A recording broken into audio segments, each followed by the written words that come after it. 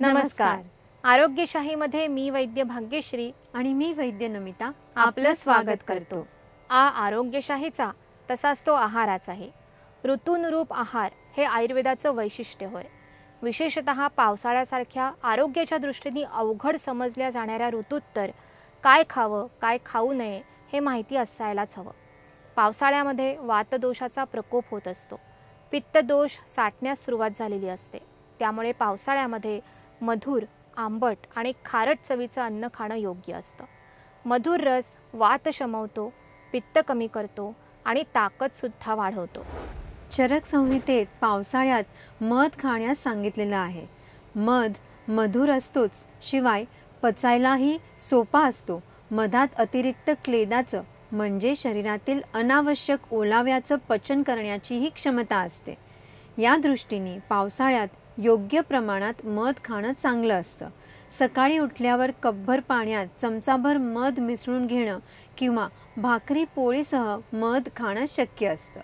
तूप साखर, गूळ तूप, आवळ्याचा मोरांबा यासारखे मधुर पदार्थ पावसाळ्यामध्ये खाणं चांगलं असतं. शिवाय नारळी भात, केशर भात, पेठा, तांदळाची खीर, रव्याची खीर, मुगाचा लाडू यासारखे गोड पदार्थ अधूनमधून आहारात ठेवण्याने वाताचं शमन होतं, पित्तदोष साठण्यास प्रतिबंध होतो आणि शरीरशक्ती व्यवस्थित राहण्यासही मदत मिळते. पावसाळ्यात आंबट पदार्थांपैकी असे पदार्थ निवडावेत की जे पित्त वाढवणार नाही. कोकम, लिंबू, डाळिंब, आवळा, ताक, मनुका यासारखे पदार्थ या दृष्टीने उत्तम होत. गरम पाण्यात लिंबू पिळून व साखर टाकून बनवलेले पेय, कोकम सार, डाळिंबाचा रस, आवळ्याचा शरबत, जेवणानंतर आलं जिरं लावलेले ताक यासारखे आंबट पदार्थ पावसाळ्यात घेणं चांगले होय. पावसाळ्यामध्ये योग्य प्रमाणात मसाल्याचे पदार्थ खाणं सुद्धा चांगलं असतं. त्या दृष्टीने आलं जिरं, धणे, हिंग, मिरी, बडीशोप, ओवा, दालचिनी, कढीलिंब, तमालपत्र, लवंग, वेलची, केशर यासारखे मसाल्याचे पदार्थ पित्त वाढवणार नाही एवढ्या मर्यादेमध्ये आहारात समाविष्ट करता येतात.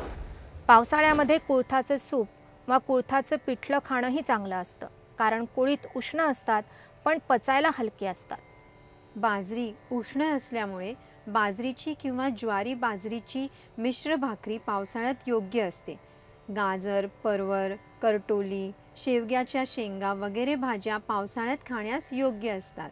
याशिवाय पावसाळ्यामध्ये ज्वारीच्या तसेच साळीच्या लाह्या, मुगाची खिचडी, कढी भात, तांदळाची उकड, ज्वारी बाजरीची भाकरी वगैरे गोष्टी तुपासह सेवन करणं, तसंच मूग, कुळीत, रवा, नाचणी वगैरेचं तुपाची फोडणी करून केलेलं सूप सेवन करणंही चांगलं असतं. आहारातील अशाच महत्त्वाच्या गोष्टी माहिती करून घेण्यासाठी पाहत रहा आरोग्यशाही लोकशाही मराठीवर.